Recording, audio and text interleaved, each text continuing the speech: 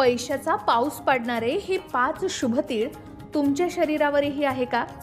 आता खरंच शरीरावर असा एखादा तीळ असू शकतो का जो थेट श्रीमंतीचे संकेत देतो? असा प्रश्न तुम्हाला पडला असेल तर चला समजून घेऊया. कोणता तीळ सामुद्रिक शास्त्रात सर्वात शुभ मानला जातो? आणि सर्वात महत्त्वाचं म्हणजे तुमच्या स्वतःच्या शरीरावरही असा एखादा तीळ आहे का जो तुमचं नशीब बदलण्याचे संकेत देतोय? तर हो, आजच्या या विशेष व्हिडिओमध्ये आपण जाणून घेणार आहोत सामुद्रिक शास्त्रानुसार श्रीमंतीचे संकेत मानले जाणारे 5 अतिशय शुभ तीळ आणि त्यामागील रंजक पारंपरिक मान्यता.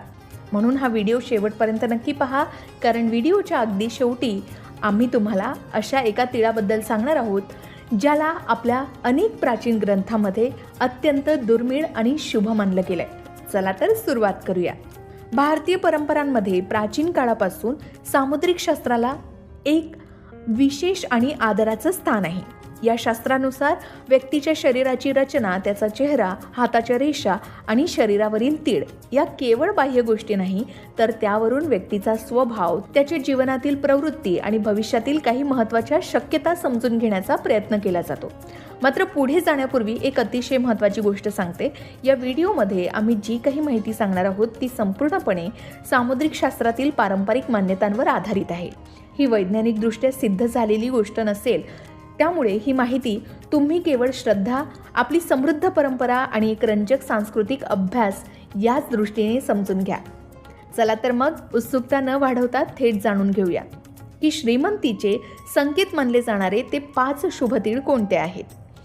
सुरुवात करूया सर्वात पहिल्या आणि महत्त्वाच्या जागेपासून, ती म्हणजे कपाळाच्या अगदी मध्यभागी असलेला हा तीळ.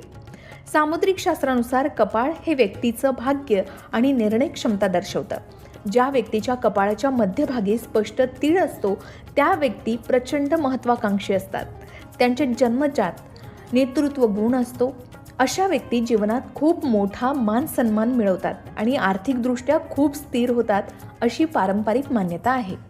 आता दुसरा शुभ तीळ कुठे असतो, तर जो अनेकांच्या कुतूहलाचा विषय आहे, तो म्हणजे तुमच्या उजव्या तळहातावरील तीळ.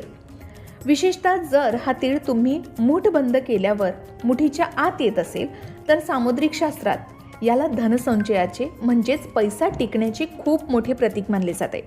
अशा व्यक्तींच्या आयुष्यात पैशाची कमतरता भासत नाही आणि त्यांना नशिबाची उत्तम साथ मिळते असं मानलं जातं. तुमच्या उजव्या तळहातावर असा तीळ आहे का? कमेंटमध्ये नक्की सांगा.